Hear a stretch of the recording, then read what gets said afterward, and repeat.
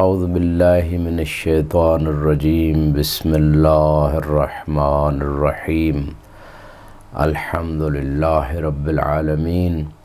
والصلاة والسلام علی سید الانبیاء وعلی آلہ الطیبین الطاہرین واللعنۃ الدائمہ علی اعدائہم اجمعین اما بعد فقد قال الامام باقر علیہ السلام تفقہوا فی الحلال والحرام وَإِلَّا أَنْتُمْ أَعْرَابٌ۔ امام علیہ السلام فرماتے ہیں کہ حلال اور حرام کو سمجھو ورنہ آپ غیر مہذب ہو۔ ہمارا سلسلہ احکام طہارت کے حوالے سے خصوصاً پانی کے احکام کہ کون سا پانی کب پاک ہے، کب نجس ہے، یا کس چیز کو پاک کرتا ہے یا خود پاک ہے۔ تو پانی کی دو قسمیں کی گئیں، ایک مضاف پانی اور دوسرا مطلق پانی۔ مضاف پانی وہ پانی ہے جو مطلق کے علاوہ ہے، یعنی عام پانی جو ہم استعمال میں پینے میں، نہانے میں، لباس کے دھونے میں یوز کرتے ہیں، یہ مطلق پانی ہے۔ اس کے علاوہ جیسے دودھ ہے، کسی چیز کا جوس ہے، یہ مضاف پانی ہے۔ مضاف پانی تھوڑی سی نجاست ہلکی ذرہ برابر بھی ملنے سے، خون، پیشاب، کوئی بھی چیز، تو وہ سارا نجس ہو جاتا ہے، چاہے وہ جتنا زیادہ دودھ ہو، کوئی اور چیز ہو۔ اس پہ کل ہم نے پچھلے لیکچر میں جمالی طور پہ بات کی تھی۔ آج ہماری بات ہے مطلق پانی کے حوالے سے۔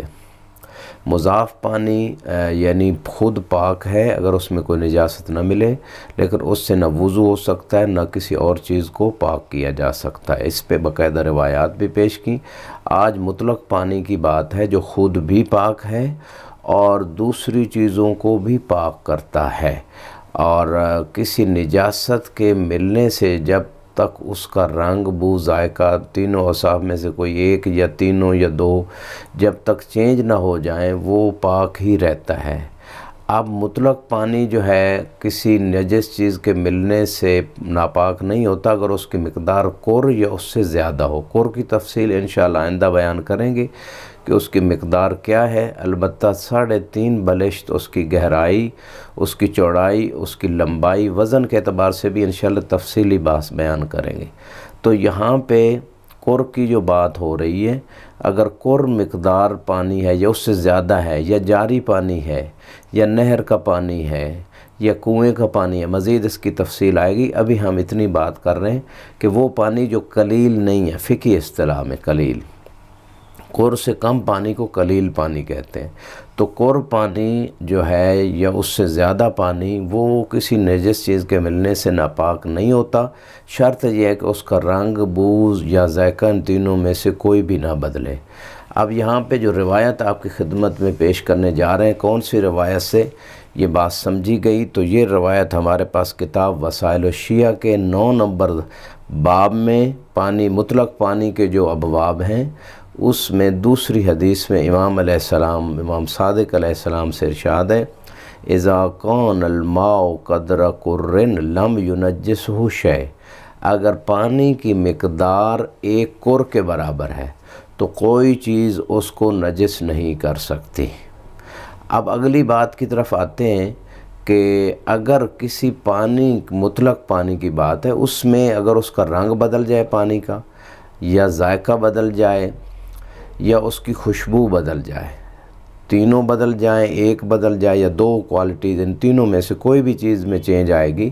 تو وہ پانی نجس ہو جائے گا، بشرطے کہ وہ قلیل بھی ہو یا کور ہو، کوئی بھی مقدار ہے وہ نجس ہوگا۔ اس حوالے سے بھی ایک روایت جناب امام صادق علیہ السلام سے ارشاد ہے، اور یہ روایت جو ہے یہ وسائل الشیعہ کے 3 نمبر باب میں حدیث نمبر 1 ہے، مطلق پانی کے جو ابواب ہیں۔ فرماتے ہیں کلما غلب الماء علی ریح الجیفہ فتوضا من الماء واشرب، کہ اگر پانی کے اوپر، اگر پانی جو ہے وہ کسی مردار کی بدبو کے اوپر غالب ہے، یعنی مردار کی بدبو پانی پہ آ رہی تھی کسی علاقے میں، تو پانی کی بو چینج نہیں ہوئی، اس کی وہ نیچرل جو خوشبو تھی ویسے ہی رہی، تو امام فرماتے ہیں پھر اس پانی سے آپ وضو بھی کر سکتے ہیں اور پی بھی سکتے ہیں۔ فَإِذَا تَغَيَّرَ الْمَاءُ وَتَغَيَّرَ الطَّعْمُ، اگر پانی کا ذائقہ بدل جائے یا اس کی بو بدل جائے تو پھر امام فرما رہے ہیں اس مقام پہ فلا توضأ منہ ولا تشرب، اس پانی سے نہ پھر آپ وضو کریں نہ اس کو پئیں۔ تو اس روایت سے یہ بات کلیئر ہو گئی کہ اگر پانی کا رنگ یا بو یا ذائقہ چینج ہوتا ہے کسی نجاست کی وجہ سے، ہاں بعض اوقات اس کا رنگ ڈسٹ یا مٹی وغیرہ کی وجہ سے چینج ہوتا ہے، اس سے پانی نجس نہیں ہوتا۔ تو یہ تین چیزیں اگر ہیں تو پانی نجس ہے۔ اس کے علاوہ اگر قلیل پانی ہے، جو کور کے علاوہ ہے، جو جاری پانی کے علاوہ ہے، جو کنویں کے پانی کے علاوہ ہے، جو بارش کے پانی کے علاوہ ہے، وہ کور پانی جو ہے اس سے تھوڑی سی نجس چیز ملاقات کر جائے تو وہ نجس ہو جاتا ہے۔ یعنی وہ سادہ پانی اگر اس میں ہلکا سا کوئی پیشاب کا قطرہ، خون کا قطرہ، پاخانے کا قطرہ، کوئی اور نجاست مردار اس میں پڑ جائے یا کافر اس کو ٹچ کر لے، کتا ٹچ کر لے اس پانی کو، سور ٹچ کر لے، جو بھی نجاسات ہیں اگر اس کے ساتھ ملتی ہیں قلیل پانی سے تو وہ فوراً پانی سارا نجس ہو جائے گا، اور جس چیز کے اوپر وہ ڈالا جائے گا، ہاتھ، لباس، وہ بھی پھر نجس ہو جائے گی۔ تو یہاں پہ یہ بات جو ہے یقیناً بعض روایات میں اس بات سے یعنی اس بات کا نتیجہ لیا گیا ہے، جیسے کہ یہ سابقہ روایت کور والی روایت سے بھی، کہ کور کے علاوہ اگر پانی ہے تو وہ نجس ہو جائے گا، اگر کور ہے نجاست ملنے سے تو اس کے تین اوصاف چینج نہیں ہوئے تو وہ نجس نہیں ہوگا۔ اب آتے ہیں کہ اگر ایک چیز خود تو نجس نہیں ہے لیکن متنجس ہے، دونوں میں کیا فرق ہے؟ کہ مثلا ایک بندے نے ہاتھ ڈالا ہے کسی ایسی چیز میں یا اس کا لباس ڈل گیا ہے تو وہ چیز متنجس ہو گئی، یعنی نجس چیز سے مل کے کسی چیز کا، ایک کپڑا نجس تھا اور اس نجس کپڑے کے اوپر جس کے اوپر خون لگا تھا مثلا، تو اس نجس کپڑے کے اوپر کسی کا ہاتھ لگ گیا